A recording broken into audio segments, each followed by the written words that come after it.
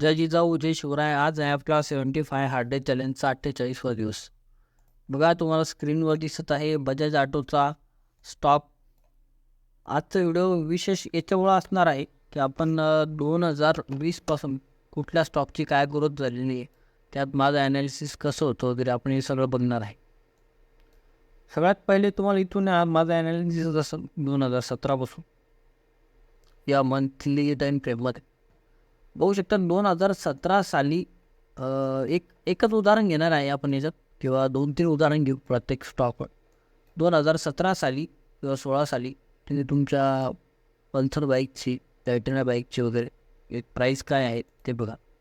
आणि ती बाईक किंवा ती गाडी न घेता आपण जर हे शेअर घेतले असते समजा 3,000 रुपये प्राईसवर, तर आज या शेअरची व्हॅल्यू किती आहे? 90% आज स्टॉकनं रिटर्न दिली.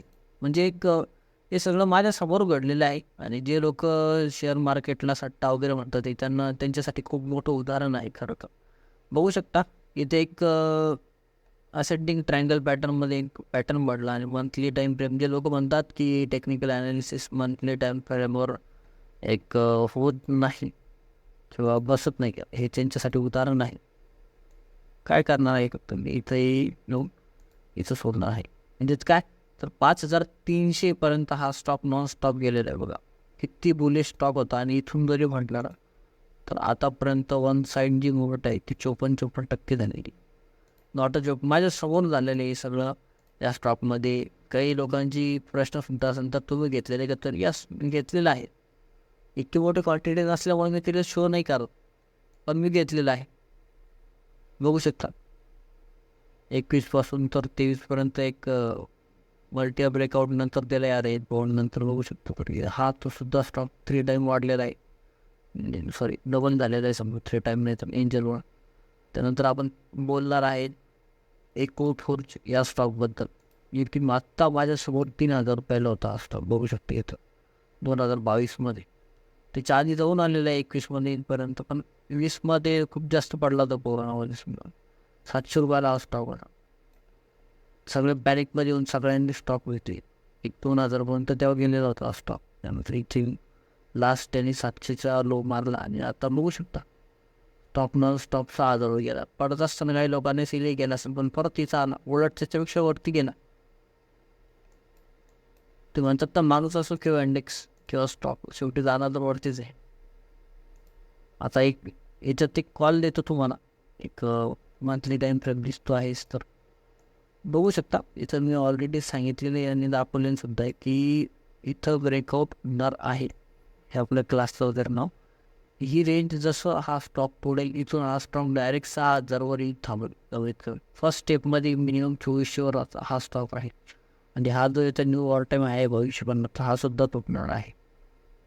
कारण ही रेंज तुटायचं नावच येत नाही आहे. मागच्या 2020पासून हा स्टॉक याच रेंजमध्ये आहे. त्यानंतर आपण बाकीचे स्टॉक बद्दल तर बोलणारच, बट मी काही कॉल दिलेले आहे. एक 6 स्टॉक दिलेले. मे बी तो 45 व्हिडिओ असतो त्यासाठी त्याच्यामध्ये, तर लागलं तर तुम्ही तो सुद्धा बघू शकतात. आणि माझ्या नजरेत असा एक दुसरा स्टॉक आहे ज्याचं नाव आहे ट्रायडंट. हा सुद्धा स्टॉक सगळ्यात जास्त वाढलेला आहे मागच्या काही दिवसात. बघू शकतो 2023पासूनच इतकी होते 1200 तर डायरेक्ट 2900. आणि वन साईड मुवमेंट होतं आहे याच्यात नॉनस्टॉप. एक किरो मोटरबद्दल सांगायचं राहिलं तुम्हाला तर 2 व्हीलर सेगमेंटमधला स्टॉक आहे, म्हणू शकता. एकदम नॉनस्टॉप हे स्टॉकची ग्रोथ चालू आहे एकदम सिरियसली. आणि आता लवकरच तिचं ऑल टाईम हाय जो आहे समजा, हा काय थोडंच राहिलं ब्रेक होईल. हा एकदा ब्रेक झाला की विशेष नाही. मी माझ्या सुरुवातीच्या काळातले ड्रॉइंग्स बनवू शकतो 20मध्ये. हा इच्छत केलेलं मी तर प्रत्येकालाच नाव वगैरे द्यायचो. हे करायचं सुरुवातीच्या काळात भरपूर मी याला वेळ दिलेला आहे. आणि त्या वेळेचं मला फळसुद्धा मिळतं आहे. आज मी इतक्या चांगल्या स्टेजला आहे की माझे स्वतःचे क्लासेससुद्धा आहेत. स्वतः एक ट्रेडर आहे. चांगला प्रॉफिट अर्न करतो आहे. आणि मला शो ऑफ वगैरे आवडत नाही, त्यामुळे मी आतापर्यंत एकही माझा प्रॉफिट स्क्रीनशॉट शेअर केलेला नाही. बघू शकता डॉक्टर रेड्डीसुद्धा लवकर 6,000 क्रॉस होईल. मी इथं सांगितलं पण टॉप लॉस सेट झालेलं आहे.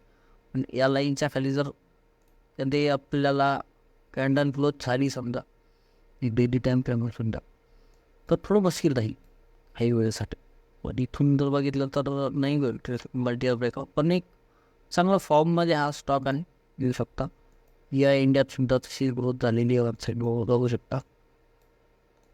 आत्ता 2020-22मध्ये हा स्टॉकसुद्धा खूप म्हणू शकतो आपण एक 1,000 रुपयाचा स्टॉक. म्हणजे सहज कुठलेही मी सजेस्ट केलेले स्टॉकमध्ये तुम्ही लाखो रुपये टाकले असते तर आता त्यांचं प्रॉफिट काही वेगळंच असतं. आणि बाकीचं तर HDFC बँक वगैरे तर सगळं समोरच आहे. HDFC बँकसुद्धा पडलेलं होतं आपण सगळ्यांना माहीत होतं की इंडेक्स 0 नाही होणार, पण पॅनिक कितकं होतं आणि त्या पॅनिकमध्ये भरपूर लोकांनी स्टॉक सेल केलेले. मी तर म्हणतो हा स्टॉक 20 मार्चमध्ये तर डायरेक्ट 52 रुपयाला होत असतं, फक्त 52 रुपयाला, आणि आता 700 रुपयाला आहे. पॅनिकमध्ये भरपूर लोकांनी सुद्धा एक कोरोना पॅन्डेमिकमध्ये विकलेले स्टॉक आहे. 52 रुपयाला स्टॉक होणार आय थिंक त्या 1 मिनिट बघू शकता. हां, मार्च 2020मध्ये 52 रुपयाचं लो होतं याचं काहीतरी 64 रुपयाचं समजा. ओके, आज काय व्हॅल्यू आहे? आज कुठं आहे स्टॉक? किती पर्सेंट रिटर्न आहे? 1005% रिटर्न आहे. किती यायचे होते स्टॉक? 68 रुपयाला एक होता. 10 स्टॉक घेतले असते आज तर त्याचे समजा 68 रुपयाचे झाले असते. एक पर स्टॉक जर म्हणलं तर 1,000 रुपयाचं प्रॉफिट असतं. आणि लाख रुपयाचे म्हणायचं विशेष मग बघू शकतो. हे सगळं 3 वर्षात झालेलं आहे. आणि टाटा ही तिन्ही कंपनी होती, तिथं स्टॉक होता 500 रुपयापासून परत डायरेक्ट स्टॉक इथून तेच विप्रोमध्ये घडणार आहे. तुम्हाला विप्रोचं स्टॉक दाखवतो. विप्रो सध्या पडलेला आहे, माहिती आहे मला, 50% पडलेला आहे. अदिन प्रेमजी यांची कंपनी आहे, वाटत असेल तुम्हाला, पडलेला आहे वगैरे. आणि यस, स्टॉक पडलेला आहे, भरपूर पडलेला आहे. पण बघा, एक कोरोनामध्ये हा स्टॉक 164 रुपयापर्यंत होता. नंतर हा स्टॉक 700पर्यंत गेला आणि आता हा स्टॉक 400 चालू आहे. मी 1-2 व्हिडिओ बघितली यूट्यूबला, काही लोक बरत आहे 50% पडलेलं आहे. तर या रिकवर होणार आहे नक्कीच. एक असं एक साधू सुधारी आणि रिकवर होऊन हा न्यू ऑल टाईम हाय सुद्धा थोडं स्टॉकवरती राहणार आहे. मी वर्ल्ड कपचं म्हणलं नाही तर मला एक पेशन्स लेवल माहिती आहे की पर्यंत ठेवावं लागेल, पण हा स्टॉक थांबवावं लागेल या सगळ्या गोष्टी. आणि भरपूर लोक चुका करून हे सगळं त्या याच्यात सेल करताय. उलट नंतर वाटतं पडला हा इथं अजून फक्त विप्रोचीच नाही गोष्ट करते. एक ज्युबल फूड आहे, क्लीन झालेला स्टॉक. मी स्वतः बघितलेले 4-4 हजार 5-5 हजार स्टॉक आहे एका टायमाला. आणि याच्यात सुद्धा नेक्स्ट टार्गेट चालूच नाही. बाकीच्या व्हिडिओलाच याच स्टॉकमध्ये टार्गेटिंग झालं विषय. हा बजाज ऑटो बघा 6,000 रुपयावर लगे गेला आहे. असे भरपूर स्टॉक आहे. आता डीमार्टबद्दल बोलतील काही लोक की 6,000 गेलेला स्टॉक वगैरे. किती गेलेला डीमार्टचा आहे? एक 5,900 वजात नाही 6,000. उलटे 50% मग भेटतं आहे, बाय करायला हरकत नाही. आणि आता याच्यातच एक स्टॉक समजा वाटतं मला, तुम्हाला वाटतं मी व्हिडिओ नाही करणार त्यामुळं मला वाटत नाही त्याच्यावर बोलावं समजा. पण मी सेव्ह केलेला आहे तो स्टॉक आणि वर्ल्डमध्ये सुद्धा आहे मला. आणि बिझनेस त्याला दाखवून भेटतो नोकरीचा स्टॉक असेल इन्फ्लुएज बघू शकतो. 7,000पर्यंत हा स्टॉक गेला, 7,400. उलट पण सांगतो 2,000 स्वस्त होईल ते स्टॉक घेऊन टाक. एवढं सगळं कोरोना क्रायसिसमध्ये हा स्टॉक जास्तीत जास्त किती पडला ते पण दाखवतो. 1,650 स्टॉक होता.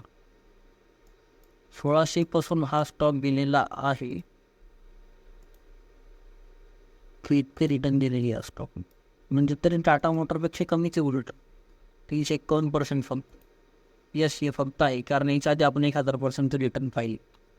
तर अजूनही सांगतो, जे लोक स्टॉक मार्केटला म्हणतायत सट्टा आहे वगैरे, आता तरी सुधरा, इन्व्हेस्टमेंटबद्दल सिरियस व्हा, चांगल्या इन्व्हेस्टमेंट्स करा. बघू शकतो इथं कप अँड हँडल पॅटर्नसुद्धा बनलेलं आहे याच्यात, म्हणजे विशेष नाही. नेक्स्ट टार्गेट हे पक्का आहे 100%. इंदास वन साईड बाईंग करू शकता. तर चला, जय जाऊ, जय शिवराय. भेटूयात नेक्स्ट व्हिडिओला.